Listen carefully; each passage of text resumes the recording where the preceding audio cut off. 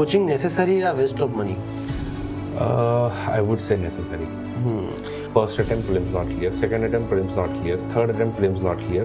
UPSC भी एक war ही है और इसमें आप एक योद्धा ही।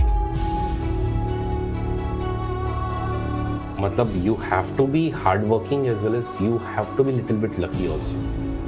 अगर आप एक योद्धा होते तो आप अभी किस चीज़ की प्रैक्टिस कर रहे हो मुझे बताओ? हथियार कैसे चलाने हैं? हथियार कैसे चलाने हैं? अगर किसी ने ऐसे मारा तो मुझे क्या करना है? डिफेंस मुझे ब्लॉक कैसे करना है? तो नमस्ते मित्रों, मैं वीरेंद्र सोनी आपका स्वागत करता हूं विचार केंद्र पॉडकास्ट चैनल में। तो मित्रों, आप सबके एक अच्छे रिस्पांस की वजह से आज विचार केंद्र पॉडकास्ट के चैनल पे वंस अगेन आए हैं अरविंद सिंह राजपुरोहित। मेरी पिछली वीडियो में मैं आपको कहा था कि he is one of the top educator in the UPSC exam and right now he is in educator in Unacademy. जो मैं उनकी खुद के एक्सपीरियंस की बात करूं तो उन्होंने 5 मेंस लिखी है और 2 इंटरव्यू दिए हैं और उसके साथ भी उन्होंने करीबन 100 से भी ज़्यादा स्टूडेंट को ऑफिसर बनाया हुआ है। तो मित्रों, आज जो हम डिस्कशन करने वाले हैं जिसके अंदर हम जानेंगे कि यूपीएससी क्या है, यूपीएससी की एग्ज़ाम की प्रिपरेशन कैसे करनी है, ऑप्शनल कैसे सिलेक्ट करना है, साथ ही में सिलेबस और प्रीवाईक्यू का कैसे एनालिसिस करना है और उसको हम ऐड ऑन करते करते जाए तो नोट्स कैसे बनानी है, जब फेलियर आए वो कैसे हैंडल करना है और मोटिवेशन को कैसे यूज़ करना है। इस सारी डिस्कशन हम आज उनसे जानेंगे। तो शुरू करते हैं पॉडकास्ट में। तो फ्रेंड्स, पॉडकास्ट शुरू करने से पहले मैं एक छोटी सी अनाउंसमेंट करना चाहता हूं कि हमारी एक दूसरी चैनल है जिसकी नाम है विचार केंद्र क्लिप्स। विचार केंद्र क्लिप्स का मेरा एक मोटिव है कि हम क्या करें कि जो हमारी जो लॉन्ग फॉर्मेट पॉडकास्ट है उसके हम छोटे छोटे क्लिप्स हम दूसरी चैनल पे अपलोड करते हैं। तो उस चैनल को भी डिस्क्रिप्शन में हमारी लिंक दी हुई है, उस चैनल को सब्सक्राइब कीजिए और देखिए कि जो छोटी छोटी क्लिप्स कैसी है और उसकी कमेंट सेक्शन में मुझे ज़रूर बताना। तो नमस्ते सर, आपका स्वागत है विचार केंद्र पॉडकास्ट चैनल में। थैंक यू हिरेन, वापस मुझे बुलाने के लिए। Thank you sir. और पहले सर मैं आपको बात करूँगा यूपीएससी का मतलब क्या है आपके बारे में? यूनियन पब्लिक सर्विस कमीशन, ये इसका मतलब है। तो उसके अंदर आपने बहुत सिंपल से समझ दिया कि यूनियन पब्लिक सर्विस कमीशन। तो भी मुझे डिटेल में जानना है कि यूपीएससी कर क्या रहा है। यूपीएससी एक संवैधानिक यानी कि कॉन्स्टिट्यूशनल बॉडी है जिसको काम दिया है कंट्री के मेरिट को प्रोटेक्ट करने। तो जब भी हम यूपीएससी की बात करते हैं अपने को सिर्फ आईएएस, आईपीएस, आईएफएस यही ऑफिसर्स दिखाई देता है, जबकि यूपीएससी मल्टीपल एग्जाम्स कंडक्ट करती है। यूपीएससी आपके सीएपीएफ की, जिसके अंदर में आर्म्ड पुलिस फोर्सेस के वेरियस बीएसएफ हो गया, सीआईएसएफ हो गए, इन सभी को रिक्रूट करती है। उसके अलावा इंडियन मेडिकल सर्विसेज में बहुत सारे लोगों को रिक्रूट करती है। स्टैटिस्टिक्स की ऐसी सर्विसेज होती हैं, फॉरेस्ट सर्विसेज की सर्विसेज हैं, और इनमें से जो one of the most popular exam है उसका नाम है सिविल सर्विसेज एग्जामिनेशन। तो जब जब हम बात करते हैं तो यूजुअली लोग कहते हैं भाई यूपीएससी क्लियर हुआ। यूपीएससी क्लियर हुआ का मतलब है उसने usually civil services examination clear की। तो उसके अंदर सर मुझे जब भी कोई भी इंसान या कोई भी स्टूडेंट तैयारी करता है यूपीएससी में तो उसे कॉन्सेप्ट मिलता है कि मुझे कलेक्टर ही बनना है। तो कलेक्टर इतनी हाइप क्यों है कलेक्टर को लेके? देखो, सीधी सी बात है, मानो या ना मानो, हमारे यहाँ पर थोड़ा सा स्ट्रक्चर लोकल लेवल पर यानी कि डिस्ट्रिक्ट लेवल पर आने के बाद में पावर स्ट्रक्चर पूरा बदल जाता है। यूनियन लेवल पर अगर हम देखें तो सबसे पावरफुल कौन है? Prime minister. प्राइम मिनिस्टर के अंडर में सारे ब्यूरोक्रेट्स काम करते हैं। स्टेट लेवल पर सबसे पावरफुल अगेन इसी तरीके से एलिमेंट है चीफ मिनिस्टर, उसके अंडर में सारे ब्यूरोक्रेट आते हैं। बट हम लोग जब डिस्ट्रिक्ट लेवल पर आते हैं वहाँ पर सबसे पावरफुल जो फिगर है वो डिस्ट्रिक्ट कलेक्टर या फिर म्यूनसिपल कमिश्नर बनता है रादर दैन वहाँ का मेयर या और कोई प्रेसिडेंट अगर उस म्यूनसिपल काउंसिल वगैरह का होगा तो। अब इसके चलते डिस्ट्रिक्ट कलेक्टर को ये पूरी पावर मिल जाती है कि वो पूरे डिस्ट्रिक्ट को गवर्न करे, कौन से रास्ते कहाँ से जाएंगे। नो डाउट उसमें म्यूनसिपल काउंसिल या ये जो भी होते हैं ये बॉडीज़ सजेस्ट करती हैं इसमें, लेकिन मेजर जो डिसीजंस लेनी है वो हमेशा कलेक्टर लेता है। और फिर उसको ऐसा कहा जाता है कि one of the most powerful person, okay, ये उसको डिस्ट्रिक्ट का राजा भी कहता है। तो अपने यहाँ पे ऐसा कहा जाता है कि हमारे कंट्री के अंदर में डिसीजन सिर्फ 3 लोग लेते हैं, पीएम, सीएम, डीएम। तो आपने ये तो समझा दिया कि पीएम, सीएम और डीएम।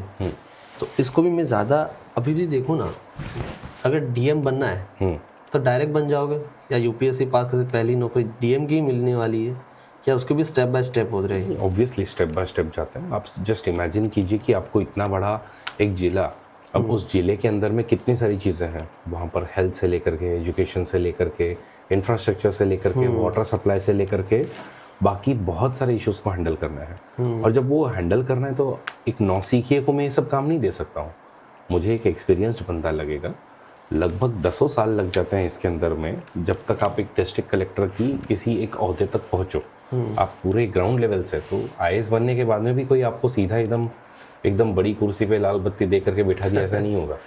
आईएएस बनने के बाद में भी आपको एकदम नीचे से नायब तहसीलदार क्या काम करता है, उसके ऊपर में फिर एसडीएम क्या करता है, एडीएम क्या काम करता है, तब जा करके फिर आपको सेंटर में अगेन अलग अलग पॉलिसी डिपार्टमेंट्स में बुला करके फिर तुमको एक ऐसी पोस्ट या ऐसी पोजीशन देते हैं जिसमें तुम फिर पूरे डिस्ट्रिक्ट को हैंडल करो। तो फिर भी आपने जो अभी तक बात की, मुझे अब सीधी आपके जानी प्रिपरेशन के बारे में, because you are the top educator in right now in UPSC. जो आप पढ़ाते हो, मैंने आपकी पढ़ाने की स्टाइल भी देखी है। अगर कोई स्टूडेंट, अगर वो 12th स्टैंडर्ड में बैठा है, मेरे सामने आज वो वीडियो देख रहा है, तो उनको प्रिपरेशन कब स्टार्ट करनी चाहिए यूपीएससी की? मैं अगर सच कहूँ तो ढंग से अपना ग्रेजुएशन पूरा कर लो, उसके बाद में ही शुरू करो। अब लोग कहेंगे कि सर ऐसा कैसे आप बोल रहे हो, आपने तो उल्टा जल्दी से जल्दी बोलना चाहिए कि आप जब 8वीं में हो, 9वीं में हो, 10वीं में हो, तभी से शुरू कर देना चाहिए। देखिए, मानो ना मानो, यूपीएससी, ठीक है, one of the most difficult exam है, और इसमें आपके क्लियर करने की probability one of the least probabilities में से आती है। 10 लाख लोग इच्छा रखते हैं यूपीएससी को क्लियर करने की, उनमें से हार्डली 14,000 लोगों को मेंस लिखने के लिए बुलाया जाएगा। इनमें से प्रीलिम्स ही 7 लाख लोग देंगे, बट उसमें से भी सिर्फ 14,000 लोगों को मेंस देने के लिए बुलाया जाएगा। मतलब आप देखो, 99% पब्लिक तो वहीं पे गायब हो गई थी। 10 लाख लोगों में से अगर मैं 10,000 लोगों को लगभग बुला रहा हूँ तो 99% लोग रिजेक्ट हो गए। 1% लोगों को आप लोग मेंस में बुला रहे हो। मेंस में भी आपके 9 पेपर्स हैं। पेपर का पैटर्न याद रखिएगा। GS1 तो पहले दिन, फ्राइडे के दिन, आप लोगों को 9 से 12 बजे तक एस्से का पेपर लिखना है। लगभग 4,000 वर्ड्स आपको लिखने होते हैं। अगले ही दिन शनिवार को 9 से 12 बजे तक GS1 लिखना है, जिसमें अगेन 4,000 वर्ड लिखने हैं। 2 से 5 तक वापस आपको 4,000 वर्ड लिखने हैं। अगले दिन वापस सुबह उठ के आना आप संडे को, 9 से 12 तक 4,000 वर्ड लिखिएगा, और 2 से 5 बजे तक वापस 4,000 वर्ड लिखिएगा। मतलब 3 दिन के अंदर में आप नहीं कहो तो भी 20,000 वर्ड्स आप लिख रहे हो। और उसके बाद में फिर आपका ऑप्शनल और जो भी जो जिसमें हम मार्क्स नहीं जोड़ते हैं, हिंदी हो गया, इंग्लिश हो गया, ये सब आपके पेपर्स हैं। बट ये जब आपको लिखना है तो आपको ऑलरेडी टफ लोग चाहिए। अब इनमें से फिर ये 10,000 लोग भी जब एकदम लिख करके आएंगे तो उसमें से हार्डली 3,000 लोगों को इंटरव्यू के लिए इन्विटेशन मिलेगा, जिसमें 30 साल के एक्सपीरियंस वाले 5 लोग आपके सामने बैठे हैं। मतलब 150 साल का जिनको एक्सपीरियंस है, ऐसे लोग आप लोगों से सवाल करने के लिए बैठे हुए हैं। इनसे पार करके अगर आपको जाना है, ठीक है, तो मतलब you have to be hard working as well as you have to be little bit lucky also. That is why I always suggest कि first you should have a backup plan. Now let me tell you, there is a difference between backup plan and plan B. हाँ, backup plan क्या होता है? Backup plan आप लोग अपने graduation में ही बनाते हो। अभी पढ़ते पढ़ते ही मैं अपना बैकअप प्लान क्रिएट करूंगा। मतलब क्या? मतलब 12वीं में पास कर लिया, ओके, कोई भी स्ट्रीम हो, 12वीं पास कर लिया तो उसके बाद में इमीडिएटली भाई कि मैं तो यूपीएससी की पढ़ाई में लग जाता हूँ, मुझे हेड स्टार्ट मिल जाएगा, ऐसा वैसा। तो मेरा सजेशन है कि वो मत करो। आप जो है जिस भी फील्ड में अपनी डिग्री कर रहे हो, चाहे इंजीनियरिंग में कर रहे हो, चाहे आर्किटेक्चर में कर रहे हो, MBBS कर रहे हो, BA कर रहे हो, BCom कर रहे हो, उसको एक्सेलेंट तरीके से करो। अपना एक कोई तो प्रोफेशनल डिग्री जिसके वजह से कल को अगर आप जॉब मार्केट में जाओ तो आपको काम जरूर मिले, उसको रेडी जरूर कर लेना। जैसे मेरे केस में मैंने ऑलरेडी सॉफ्टवेयर इंजीनियर में था, तो मुझे पता था कि भाई अगर कुछ नहीं हुआ तो मैं एटलीस्ट इंजीनियरिंग करके अपना पैसा कमा ही लूंगा। प्रॉब्लम कहाँ होती है? जब आप अपना बैकअप प्लान क्रिएट नहीं करते हो, उसके बाद में फिर सारी गड़बड़ शुरू होती है। तो अब बहुत सारे ऐसे बच्चे भी हैं जिन्होंने क्या किया, 12वीं में बहुत अच्छी पढ़ाई कर ली, उसके बाद में वो लोग MBBS के लिए एडमिशन ले लेते हैं, तो उनका बैकअप प्लान क्रिएट हो गया। अब MBBS में आप अगर एक्सेलेंट नहीं भी पढ़ाई की है, मतलब बहुत एक्सेल भी अगर नहीं किए, आप पास करते गए उसको, एज वेल एज थोड़ा बहुत अगर साइड में अगर आपको UPSC करते रहना है, ओके, तो वो होते रहता है फिर। जैसे अनअकैडमी ही एक वन ऑफ द ऐसा प्लेटफॉर्म है जो 3-3 साल के ऐसे कोर्सेज भी देता है, जिसमें हार्डली आप लोगों को दिन के 2 घंटे वगैरह देने हैं, 2 घंटे 3 घंटे ऐसे देने हैं। तो 2 घंटे 3 घंटे तो कोई भी अपने प्रिपरेशन निकाल सकता है। तो प्रिपरेशन करना है तो इस तरीके से कीजिए कि आप दिन में 2 घंटे 3 घंटे मैक्स अपने ग्रेजुएशन के पीरियड में निकाल करके UPSC को दो, ताकि आपको एक थोड़ा सा हेड स्टार्ट मिले। बट अपनी डिग्रीज को बहुत सीरियसली लेना है, अपने मार्क्स को बहुत सीरियसली लेना है, और आप नौकरी कर सको इस हिसाब से अपना एक बैकअप प्लान हमेशा क्रिएट करके रखें। ये जब हो जाए तब आप UPSC के अटेम्प्ट अच्छे से दीजिए।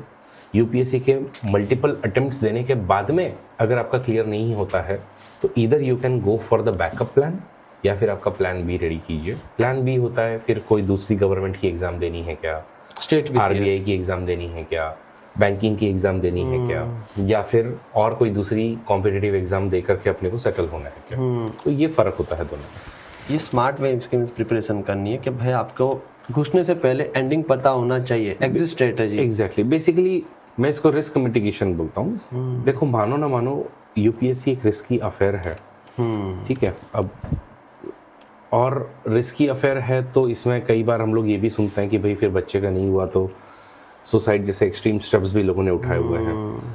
तो अगर ये सब नहीं चाहिए हमें, और थोड़े से स्ट्रेस अगर अपने को कम चाहिए, तो मेरे हिसाब से बेटर है कि बैकअप प्लान क्रिएट करो। उसके साथ साथ में अगर आप UPSC करना चाहते तो करो, अदरवाइज ठीक है, फिर पूरा अपना ग्रेजुएशन पूरा कर लो, एंजॉय कर लो पूरा ग्रेजुएशन। उसके बाद कहीं प्राइवेट जॉब करके वापस फिर आ सकते हो इसके अंदर में 2 साल दे करके प्रिपरेशन करके। तो आपने जो प्लान बी की बात की, अब हम स्टार्ट करते हैं। अगर कोई बंदा है, अगर कोई स्टूडेंट है, उसने अपना ग्रेजुएशन ख़त्म कर दिया, तो UPSC को कितने साल उसको देने चाहिए? देखो, पर्सन टू पर्सन डिफर करता है, क्योंकि मेरे पास ऐसे भी केसेस हैं जिसके अंदर में किसी के 4-4 5-5 प्रीलिम्स जो है वो क्लियर नहीं हुए, लेकिन फिर जब हुए तो उसके बाद में सारे एकदम धड़ हुए। पिछली बार की ही रैंक 1 अगर हम लोग शक्ति दुबे की बात करें, शक्ति दुबे, हाँ, first attempt prelims not clear, second attempt prelims not clear, third attempt prelims not clear, fourth attempt prelims not clear, fifth attempt prelims clear, but interview वगैरह को कोई कॉल नहीं आया। Sixth attempt direct all India rank 1। मेरी बहुत ही close friend पूजा राणावत, इनकी भी अगर मैं बात करूं, first attempt prelims not clear, second attempt prelims not clear, third attempt prelims not clear, fourth attempt again prelims not clear, fifth attempt prelims clear, mains clear, interview clear. अभी वो IRS officer है, उसने IRS की choice डाली थी, otherwise she could have also been an IPS officer. Okay, ये तो ऐसे भी एग्जांपल्स हैं। फिर मेरे पास में कुछ ऐसे भी एग्जांपल्स हैं जिन्होंने पहला अटेम्प्ट दिया, दूसरा अटेम्प्ट दिया, तीसरा अटेम्प्ट दिया, चौथा अटेम्प्ट दिया, ST कैटेगरी के होने की वजह से, शेड्यूल ट्राइब कम्युनिटी के होने की वजह से 11 अटेम्प्ट दिए, लेकिन फाइनल लिस्ट में नाम नहीं। मेरा एक और क्लोज फ्रेंड है, इनफैक्ट आप लोगों ने अगर उसको देखा हो तो ट्विटर पे काफ़ी वायरल भी है, कुणाल विरुड़कर करके, ट्विटर पे एज वेल एज इंस्टाग्राम पे बहुत ही वायरल मेरा फ्रेंड है ये अभी एज इनकम टैक्स ऑफिसर अभी चेन्नई में कार्यरत है। तो इन्होंने भी ऐसे ही मल्टीपल, कम से कम 10 एक अटेम्प्ट दिए होंगे, लेकिन UPSC नॉट क्लियर। तो कहाँ पे स्टॉप करना है, we sometimes don't know.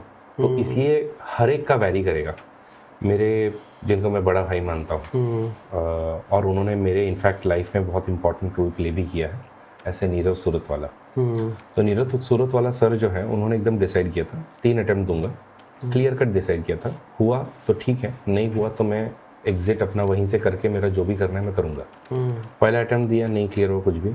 Second attempt में इंटरव्यू तक गए, थर्ड अटेम्प्ट में भी इंटरव्यू तक गए, नहीं हुआ। उन्होंने बोला भाई बोरिया बिस्तर बांध रहा हूँ मैं, तो मेरी अभी सिर्फ टीचिंग पर फोकस करूँगा।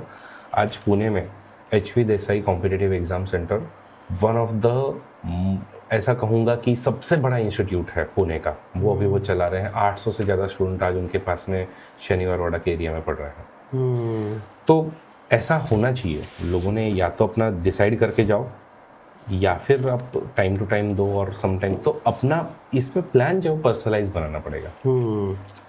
अगर स्मार्ट वे से तैयारी करो, जैसे आप बोले कि कोई आपने रैंकर का नाम लिया कि भाई जिसने प्रीलिम 5 बार दी, नहीं हुआ, मेंस हुई, ये इतना डिफरेंस क्यों है प्री और मेंस के बीच में?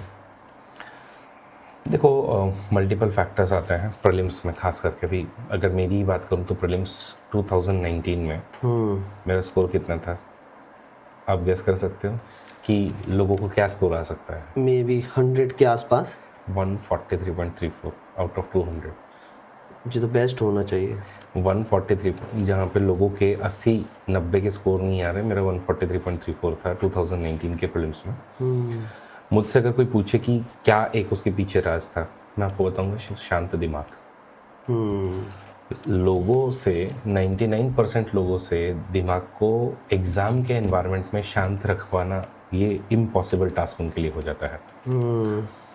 पहली बात तो ऑलरेडी प्रीलिम्स बहुत हैवी है, क्योंकि उसमें मल्टीपल फैक्ट्स आपको याद रखने हैं, मल्टीपल डेटा याद रखने हैं, आपकी रिवीजन अधूरी होती है। आप कितनी रिवीजन कर लो, आप एग्ज़ाम में अगर मैं आपको 1 महीना और भी एक्स्ट्रा दे दूँगा, फिर भी आपको लगेगा यार 1 महीना और मेरे पास होता तो और अच्छा कर लेता मैं। तो कितना ही आपको दे दो, वो कभी ख़त्म होता ही नहीं है। रिवीजन कभी ख़त्म होती ही नहीं है। लेकिन फिर अपने आप के ऊपर में थोड़ा सा भरोसा रखना कि मैंने कोर सब कुछ ढंग से ख़त्म किया है। देखो, डायनेमिक पोर्शन पर अपना कंट्रोल नहीं होता है कुछ चीज़ों में। जैसे अब कभी कभी यूपीएससी स्पोर्ट्स न्यूज़ पूछ लेती है, अब वो स्पोर्ट्स की हर एक छोटी छोटी न्यूज़ में कहाँ कवर करते बैठो। बट भाई, अगर यूपीएससी ने ये पूछा कि कॉटन के लिए कौन सी सॉइल ज़रूरी है, अगर ये तुमको नहीं पता तो फिर ये तुम्हारी गलती है। अगर तुमको ये नहीं पता है कि पीएसएलवी जो है वो 3 स्टेज रॉकेट है या 4 स्टेज रॉकेट है, तो ये फिर तुम्हारी गलती है। तो जो कोर है अपने, उनको मत छोड़ करके जाओ। तो कोर में पॉलिटी, इकोनॉमी, हिस्ट्री, ज्योग्राफी, ये 4 सब्जेक्ट पे तो एकदम मास्टरी होनी चाहिए। उसके अलावा आपने जो आर्ट एंड कल्चर है, साइंस एंड टेक है और एनवायरनमेंट, तो देखो इंडियन फॉरेस्ट सर्विसेज की और इंडियन सिविल सर्विसेज की दोनों की भी प्रीलिम्स कॉमन है। ओके। और दोनों की प्रीलिम्स कॉमन है तो एनवायरनमेंट पर हर साल 15 क्वेश्चंस आने ही आने हैं। फिक्स है। अब अगर एस्पिरेंट अब भी कहता है कि भाई मैं एनवायरनमेंट नहीं करके जाऊंगा, एनवायरनमेंट में मुझे डर लगता है, तो फिर ये तो आपकी गलती है ना।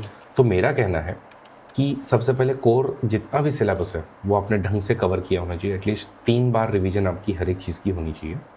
दूसरा है कि आप दिमाग से शांत रहो। चौथा है कि आप टाइम पे मॉक्स दो, मल्टीपल मॉक्स दो। देखो, सीधी सी बात है, आपने बैटल में अगर मान लो अपना वॉर चल रहा होता, ठीक है, अगर आप एक योद्धा होते, यूपीएससी भी एक वॉर ही है और इसमें आप एक योद्धा ही हो। अगर आप एक योद्धा होते तो आप अभी किस चीज़ की प्रैक्टिस कर रहे हो, तो मुझे बताओ। हथियार कैसे चलाने हैं। हथियार कैसे चलाने हैं, अगर किसी ने ऐसे मारा तो मुझे क्या करना है, मुझे ब्लॉक कैसे करना है, मुझे ऐसे कैसे करना है। अब मैं तुमको कितनी थ्योरी दे दूँ कि देखो, अगर तुम्हारे ऊपर में, ठीक है, तुम्हारे गले की तरफ में अगर वार हो रहा हो तो आप हमेशा पीछे 45 डिग्री की तरफ में मुड़िएगा। उसके बाद में अपने पैर से नीचे से आप उसको लात मार करके गिराइएगा। मैं आपको कितनी थ्योरी दे दूँ, उसका कोई मतलब बनेगा क्या? कोई बात। आप कुछ कर पाओगे क्या? आप कुछ सीख पाओगे क्या? नहीं कर। आप कब सीखोगे? जब आप जो है वो प्रैक्टिकली 1-to-1 मेरे साथ में फाइट करोगे। उसमें जब मैं आपको बताऊंगा तब आप समझोगे। ये वाली चीज़ यहाँ पे यूपीएससी के एस्पिरेंट्स भूल जाते हैं। आपने जब 11 दी थी, आपने जब 12 दी थी, आपने जब 10 दी थी, आपने याद करो कितने ज़्यादा आपने मॉक सॉल्व किए थे। यहाँ पर मॉक्स देते ही इनकी नानी मर जाती है। सब लोग जो है मॉक्स देते ही नहीं। अरे भाई, 30 मिनिमम मॉक आपको दे करके जाना ही चाहिए प्रीलिम्स के एग्जाम में। मेरे पास में इसका सिंपल गणित भी है, क्यों आपने एटलीस्ट अराउंड 30 मॉक्स देने चाहिए। मैं आपको बताता हूँ। हिस्ट्री के 2 मॉक्स, ठीक है, पॉलिटी के 2 मॉक, ज्योग्राफी के 2 मॉक, इकोनॉमी के 2 मॉक, एनवायरनमेंट का 1 पकड़ लो, साइंस एंड टेक का 1 पकड़ लो, ठीक है, साइंस एंड टेक का 1 पकड़ लो, और उसके अलावा आर्ट एंड कल्चर का पकड़ो। फिर आप करंट अफेयर्स के एटलीस्ट जो भी है 100 क्वेश्चंस एटलीस्ट आप 4 मॉक तो दोगे। जनवरी, फरवरी, मार्च, अप्रैल, मई, जून, जुलाई, अगस्त, सितंबर, अक्टूबर, नवंबर, दिसंबर, ऐसे 4 नहीं, इनफैक्ट 5 मॉक इसी में बन जाते हैं। बट चलो 4 हम लोग जो है वो पकड़ लेते हैं। उसके बाद में इनका थोड़ा सा इंटीग्रेटेड, फिर जो आपका इंडिया ईयरबुक है उसका 1 मॉक होगा, गवर्नमेंट की स्कीम्स होंगी उनका 1 मॉक होगा। सीसैट के अगेन कॉम्प्रिहेंशन का 1 मॉक देना है, मैथ्स का 1 मॉक देना है। ये सब सिर्फ अभी तक आपके सेक्शनल टेस्ट में आपको गिना रहा हूँ। सेक्शनल टेस्ट ही मैं आपको 20 तक गिना चुका हूँ। उसके बाद में, ठीक है, मुझे at least 5 full length test GS के और 5 फुल लेंथ टेस्ट सीसैट के देने हैं। अगर ये हम नहीं कर पा रहे हैं तो फिर बताओ फिर कैसे प्रीलिम्स क्लियर होगी। फिर हम लोग जो दोष देते हैं कि यूपीएससी तो एक बहुत ही अनप्रेडिक्टेबल एग्जाम है, अरे भाई लोग क्लियर कर रहे हैं ना। मैं मानता हूँ कि ऐसा एक आध बार हो सकता है कि आप जो है वो प्रीलिम्स फेल हो जाओ, दूसरी बार भी आप शायद से फेल हो जाओ, बट फिर कहीं ना कहीं उसमें आपकी ही स्ट्रैटेजी की कमी है, उसको ढूंढने की ज़रूरत है कि भाई मैंने सिंसियरली, इसमें मैं हमेशा कहता हूँ अपने आप को आईना दिखाओ। आप अगर अपने आप को आईना नहीं दिखाओगे तो यूपीएससी क्लियर नहीं होगी। अभी तू सच में ईमानदारी से बता, तूने पूरा सिलेबस कवर किया था क्या? ईमानदारी से बता, तूने सारे लेक्चर्स खत्म किए थे क्या? ईमानदारी से बता, तूने मॉक दिए थे क्या? ईमानदारी से बता, पीवाईक्यू देखे थे क्या? मतलब आपको काम नहीं करना है, लेकिन आपको चाहिए कि यूपीएससी जो है वो थाली में एक आईएएस का बैच जो है वो ला करके तुम्हारे यहाँ पे लगा दे, आईपीएस का बैच तुम्हारे यहाँ पे लगा दे, क्योंकि तुम्हारे पापा ने ऐसा एक सपना दे रखा था कि मेरा बच्चा आईपीएस बने। ऐसा नहीं होने वाला है। यही तो बात है। आपने एंड के कंक्लूजन सारी बात बता दी कि टेस्ट सीरीज करना, पर मेरी शुरुआत स्टार्टिंग से है। अगर किसी को यूपीएससी की प्रिपरेशन करनी है तो स्टार्ट कहाँ से करें? ठीक है, सिंपल है। आजकल तो यूट्यूब पे बहुत सारे ऐसे आपको वीडियोस मिल जाएंगे, मेरे भी इनफैक्ट डिटेल्ड आपको वीडियो मिल जाएंगे। इतने छोटे पॉडकास्ट में पूरा बता पाना मुश्किल है, बट मैं आपको कहूँगा NCERT, सिंपल। अब इसमें भी लोग गलती क्या करते हैं, NCERT खोलते हैं सीधा 11th-12th की। अभी 11th-12th की NCERT तुमको समझेगी नहीं। अब ज्योग्राफी की 11th की NCERT खोल लो, फिजिकल, ठीक है, फिजिकल ज्योग्राफी की, उसके अंदर में जा करके देखो, ओरिजिन ऑफ अर्थ है, ओरिजिन ऑफ यूनिवर्स है, तुमको समझे ही नहीं। फिर उसके बाद में लोगों को लगता है अरे यार ये क्या है। अरे आप जाओ ना 6वीं की NCERT में, मस्त एकदम 6वीं के बच्चे को, एक 12 साल के बच्चे को समझ में आ सके ऐसी पिक्टोरियली ब्यूटीफुल और एकदम कंसेप्चुअलाइज्ड आप लोगों को NCERT बना करके दी हुई है, वहाँ से शुरू करो। अब जो 12 साल का बच्चा पढ़ सकता है वो तुम नहीं पढ़ सकते हो क्या? 12 साल का बच्चा जो 1 साल में पढ़ता है वो मेरे हिसाब से तुमने 2 दिन में ख़त्म कर देना चाहिए, ज़्यादा से ज़्यादा 3 दिन में। हाँ वो तो NCERT 6वीं से लेकर के, तो पहले 6वीं की पूरी हिस्ट्री, ज्योग्राफी और पॉलिटी की जो भी NCERT है वो पढ़ लो। उसके बाद में ऐसा ही 7वीं की पढ़ लो, 8वीं की पढ़ लो, 9वीं 10वीं, ये यहाँ तक आप लोग जो है वो पढ़ लो। उसके बाद में फिर आपको चाहिए तो 11th-12th से शुरू कर सकते हो, या बाकी भी।